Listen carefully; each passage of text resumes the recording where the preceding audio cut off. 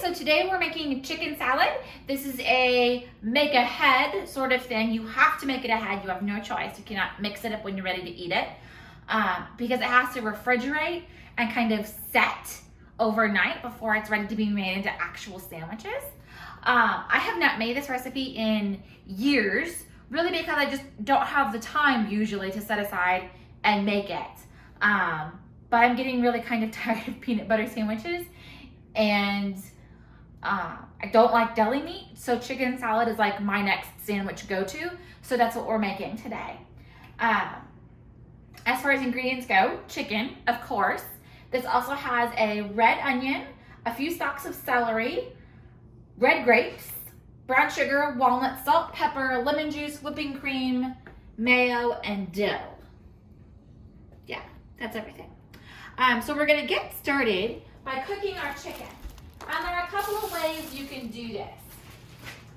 I'm just gonna cook mine in my cast iron skillet because it's faster. You can cook it in a pot of boiling water instead for 45 minutes. And that is not something I want to do because I am not patient enough for 45 minutes to go past while I sit and twiddle my thumbs. So we're gonna just cook it in our cast iron skillet. It's not gonna change a whole lot. It'll be a little bit crispier, but otherwise it'll be fine. So I'm gonna let this cook. I've got it on medium-ish. It's on 4. While I come back over here and start chopping my veggies. I guess fruits and veggies would be more accurate. So we're gonna cut our celery. It's about 4 ribs worth. This is one of those recipes that I just throw in what I have. And you cut your celery just below that indentation. And rather than slices, we want it chopped or diced into smaller pieces. So I'm gonna cut my rib in half and then cut it into strips. So I guess maybe it wasn't exactly half, it was more like thirds. But they're round, so it's hard to get it to really cut in half. So maybe thirds is more accurate. I mean, because you could flip it over the other way and chop it down the middle, but... I could. But then it'd be in so half. Smart. It's really okay. Like, you're just cutting it into skinny strips. We're gonna chop this the way that we would normally chop a bell pepper, by cutting it into strips and then cross-chopping it into smaller pieces.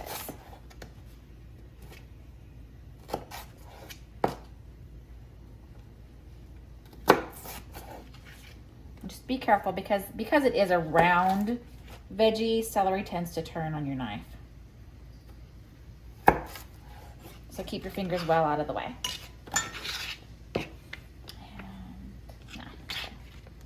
Okay, now we're going to dice it down pretty small.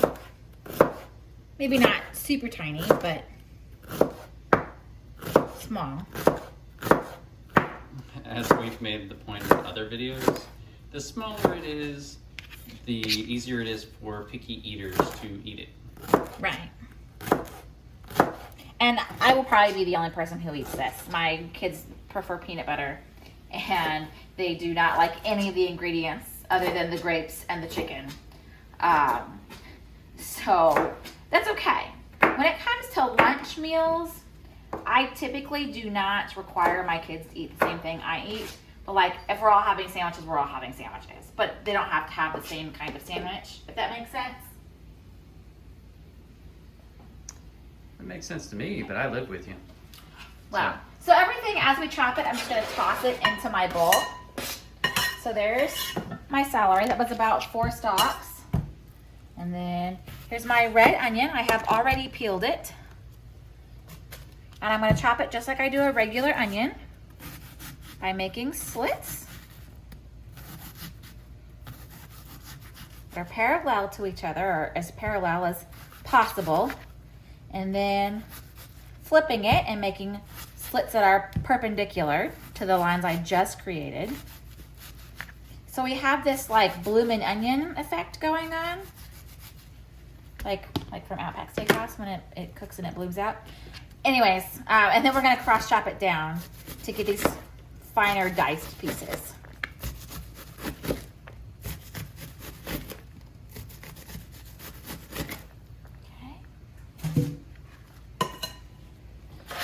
Just slide all of that in there. Okay. I'm going to check on my chicken, make sure it's good. Because I don't want it to really over brown. So I'm going to flip it over and let it start cooking on that other side. And I'm going to go back to the rest of my ingredients. Okay, over here.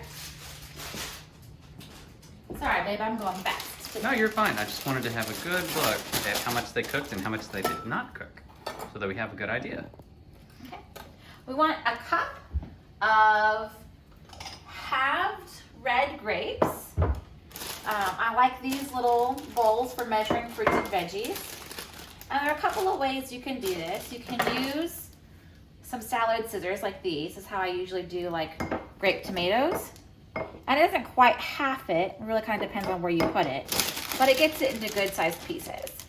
If you don't have a tool like that, you can use a paring knife and cut it in half. But again, be careful of your fingers.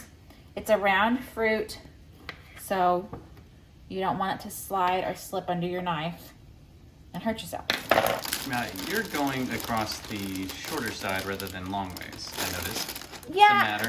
It doesn't matter for this particular meal. You can do it however.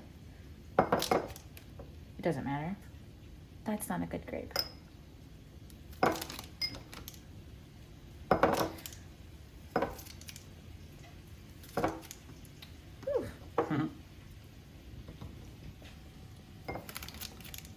And so these little bowls, they've got, what, little measuring lines on Yeah, they do. So to the top of the bowl is about a cup.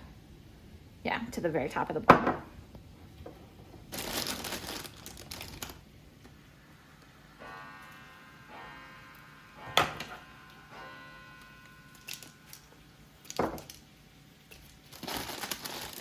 So I'm just squirting myself in the face. That's what I'm doing. I was about to say, I'm just cutting these as fast as I can, but maybe you shouldn't go as fast as you can because I just got grape juice on my nose. I probably splattered across my glasses. That's not where grape juice goes. No, it's not where I intended it to go either. But that's what happens when you go fast. You tend to make a mess. Almost. Just a couple more.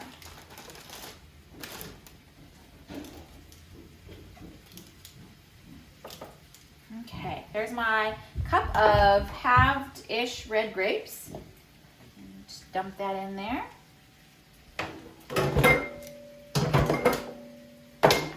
Okay, now I need to check out my chicken again. And clean off my glasses if I can. And my face. I feel like I have grape juice all over.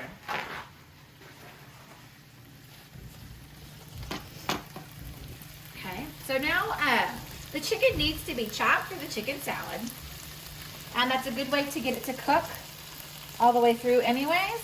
So I'm actually just going to use my clean kitchen shears to cut this up as it cooks. This is way easier than trying to use like a fork and a knife to cut this. Just to snip it with my scissors. Yeah, watching you do this was like, why in the world? Oh my gosh, that's brilliant.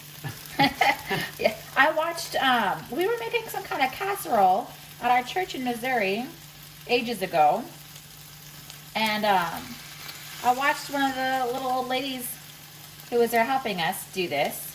Now she did cook the chicken in a pot, unlike what we're doing, but she still pulled them out and cut them with the shears, and I was just like amazed. Why had I never thought of that before?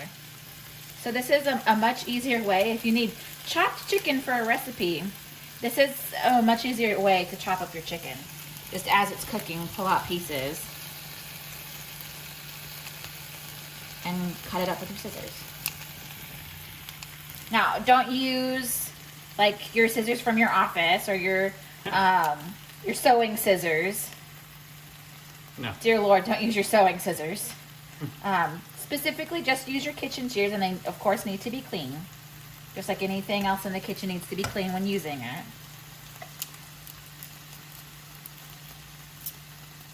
And I'm just cutting them into small, bite-sized pieces. Yeah, like nice irregular chunks. Yeah. I like that. Yeah. I'm not trying to make them all perfectly exact. Which I think I would be more specific if I was using a fork and a knife, which is probably why it would take me 100 times longer.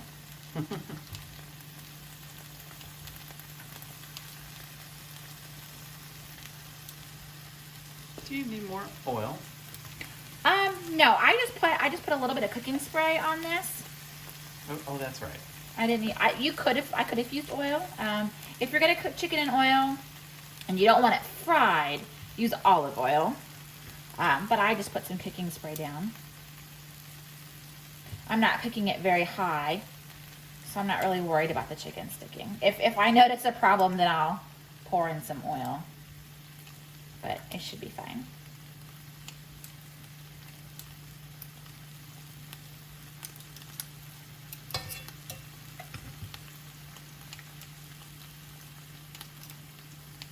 There we go. There's one breast done. Yeah, it's not sticking. It's fine. Good. Yeah. And I'm just going to cut this in half and tackle one half at a time.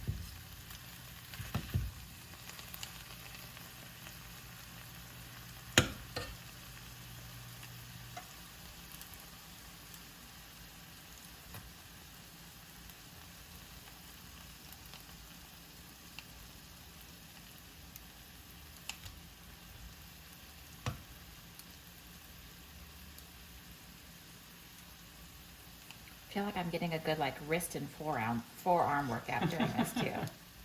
Or maybe my forearms are just tired from doing yoga. I don't know. But I generally feel the same way when I've done that. Okay.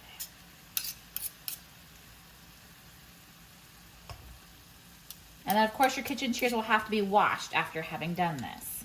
Just like any other utensil you use in the kitchen. And the kitchen, I say that because like kitchen shears you usually use for like cutting string or opening up a package, and they just go right back in the knife block. But when you use them on food, just like when you use a knife, you have to drop it in the sink or the dishwasher and get it cleaned.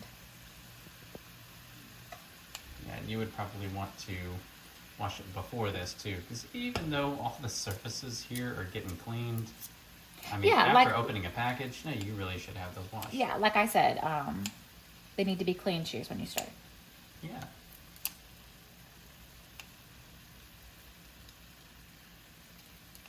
Clean cooking utensils and clean surfaces are really kind of vital when it comes to having a good, safe, healthy kitchen.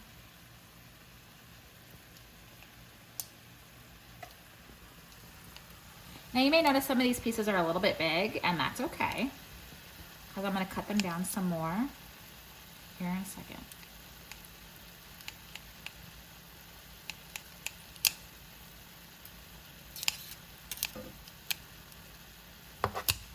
Okay.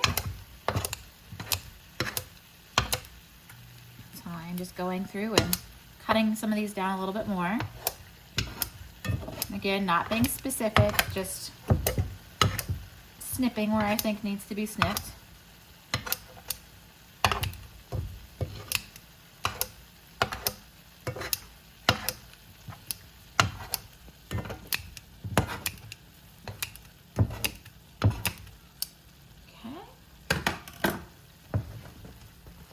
I give this a good little stir with my spoon. Let it cook some more. It's all still pink, so it has to be cooked completely. No pink. So I'm gonna turn this up just a little bit, just a hair. And I'm gonna come back over here and finish getting the rest of my ingredients together.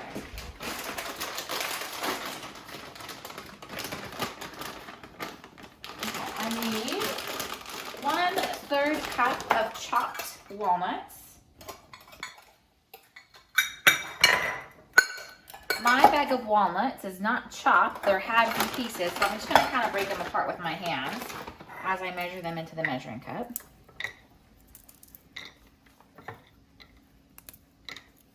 Now, at any of these, like any of the veggies and fruits and stuff, that if you don't want, you don't have to have. Like, not every chicken salad has red grapes. Some of them have olives instead.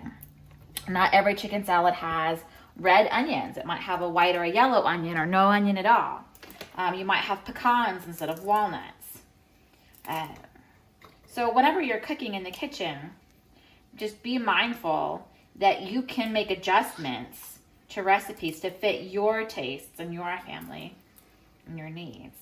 And as far as nutrition facts, I don't know. I will, after it's all said and done, I will measure it out by the half cup into a bowl so I can see how many half cup size servings it makes. And then I can put the nutrition facts in the description of the video so you can see that. Okay, there we go. It's a little more than a third of a cup.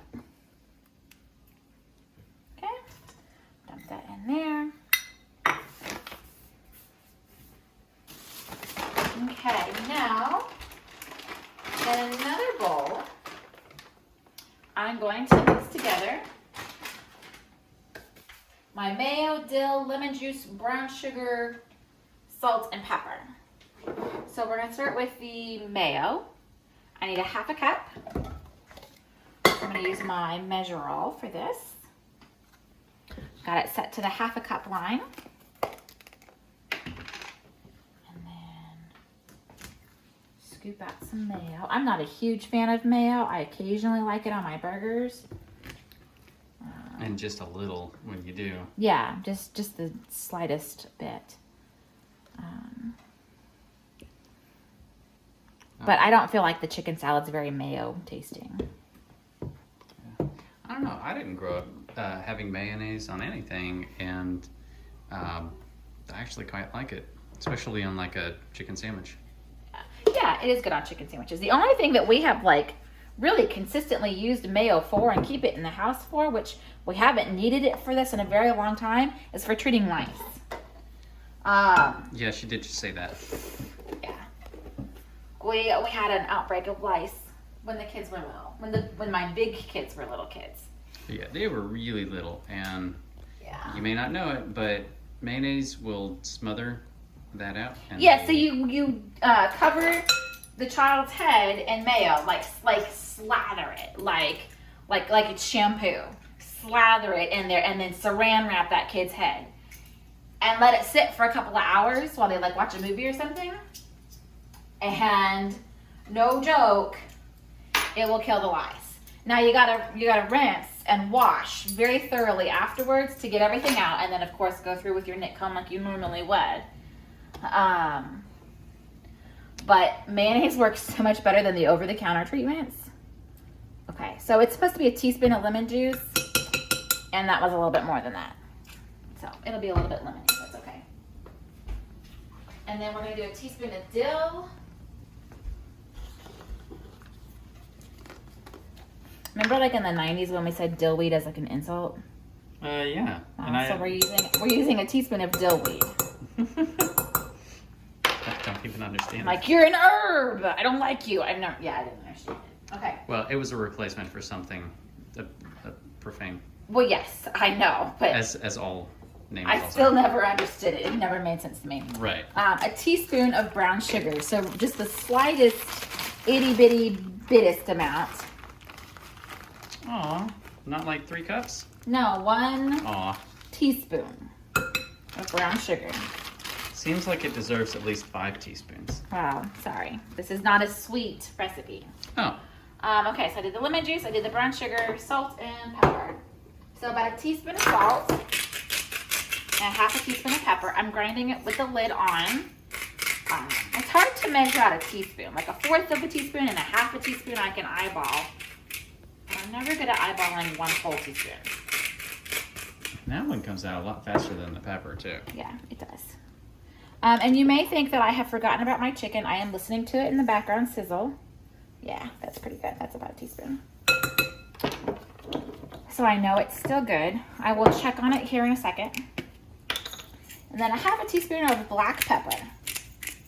And you could use just the regular salt and pepper. You don't have to use a grinder. I just prefer freshly cracked. That's just me. I don't know if I need this. Okay, now we're just gonna mix all this together. So this is the mayo, the lemon juice, the dill, the brown sugar, the salt, and the pepper. So the only thing we haven't used yet is the whipping cream. Now, not whipped cream, not heavy whipping cream, just regular whipping cream. Yeah, not like out of the spray bottle on your cake or pie sort of whipped cream. Yeah. All right, so we've got this like green spotted mixture. Okay. So we're gonna let that be. Trade out my bowls because we're gonna need another new bowl. And I'm gonna clean this up and go check on my chicken.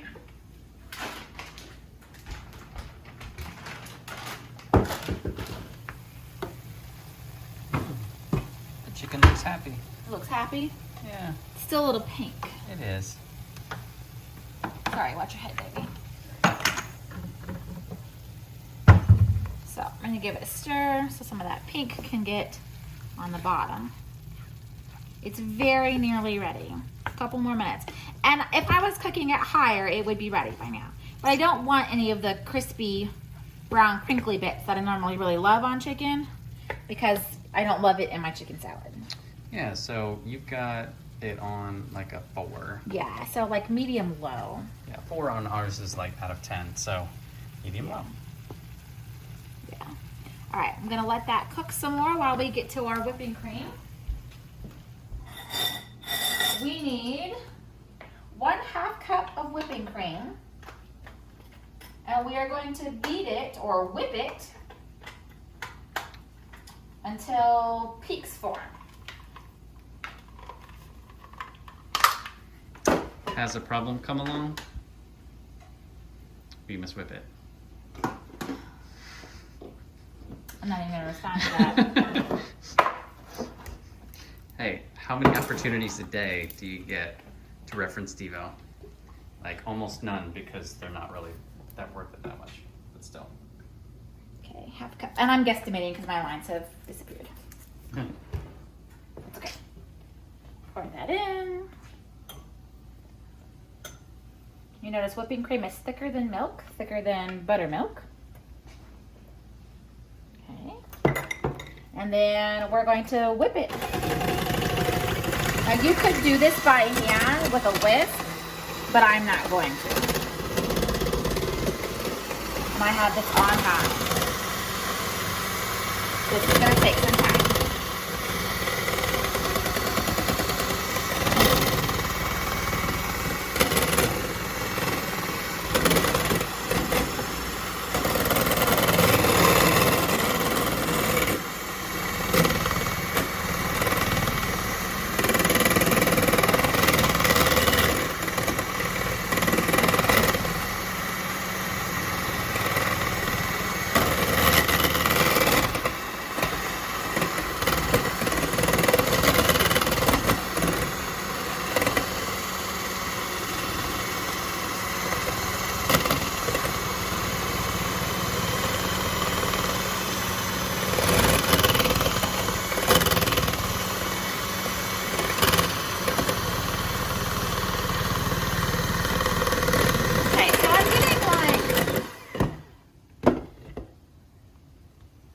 Like it wants to form a peak, but it like immediately sinks back down. So it's not ready yet. It's getting there though. This is faster than whipping eggs, by the way. Eggs take a very long time.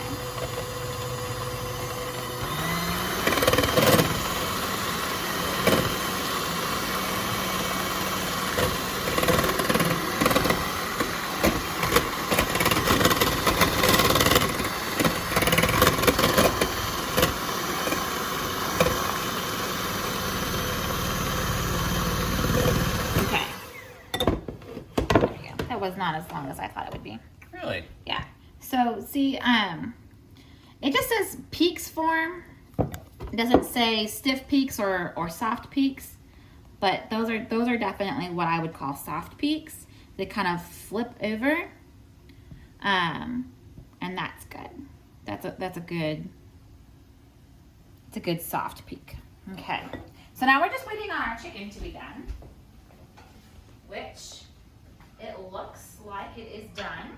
So I'm gonna bring that over. Now I'm gonna try to get this in here without getting a lot of the chicken juice. A slotted spoon would probably do me better. That's okay. We're adding this to our celery, onions, grapes, and walnuts.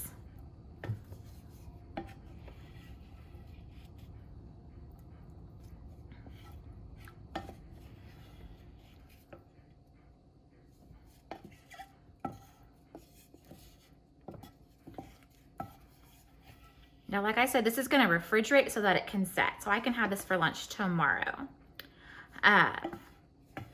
You need to keep it in an airtight container, not just like press and seal or saran wrap. It needs to be a container with a lid that's airtight. It needs to stay refrigerated once you've opened it, like once you've refrigerated and set it. It needs to stay refrigerated after that. And it should last about a week and a half, maybe 2 weeks. So I'm not gonna eat it every day, but I'll eat it pretty often.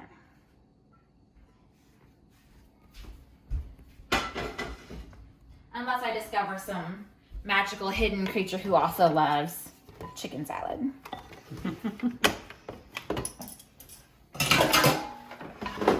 I'll have some.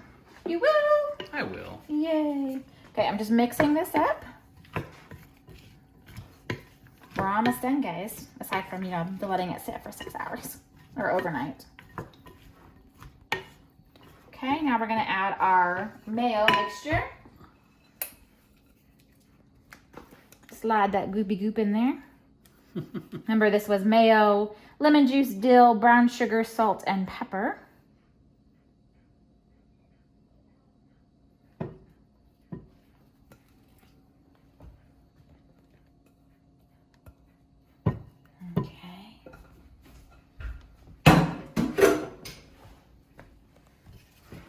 Get all this good and mixed up.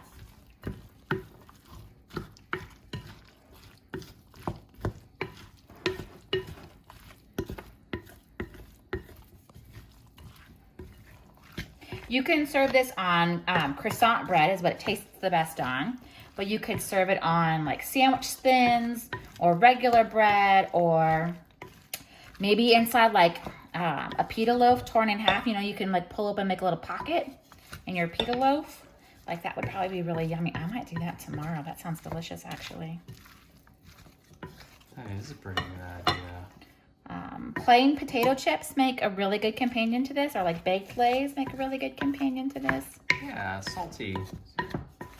Or salt and vinegar chips would be really good with this. Although I don't know that any of those options are healthy.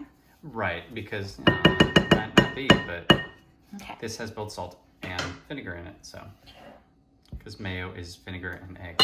Right. Okay, so now we're going to fold in our whipping cream. You said fold in? Yes, we're gonna fold it in. Well, you didn't just fold in the goopy goop. No. I'm kind of mashed that in. This is gonna get folded. So pretend like you're folding your nicest, most precious clothes that cannot be wrinkled at all. Okay? So we just kind of scoop over and around. Because we don't want to, oh, there's a piece of hair. I don't even have my hair pulled up, gross. You don't want to lose the structure created in the whipping cream by whipping it. Because then your chicken salad's going to be soupy, and you don't want that. Oh, yeah. If it's soupy, it's going to be just weird. Yeah. I mean, it'll still taste okay, but your texture and your structure is going to be weird. And so I'm being super careful. Because I do kind of already feel like my whipping cream lost some of its structure while it waited. probably could have whipped it longer. Well, I guess maybe we can leave that as a point of advice then. But it is possible to whip it too much, right? Right, which I'm always pretty careful about not over whipping. So I would rather under whip than over whip. Okay. So now this is going to get put into a bowl with an airtight lid, and it will set overnight before I can enjoy it in a sandwich. If you liked this recipe, be sure to subscribe, share it with your friends, and don't forget to follow my blog where I share all sorts of meal planning and cooking tips, plus little tidbits about parenting and healthy living. I hope you guys have a wonderful day. Thank you for joining me.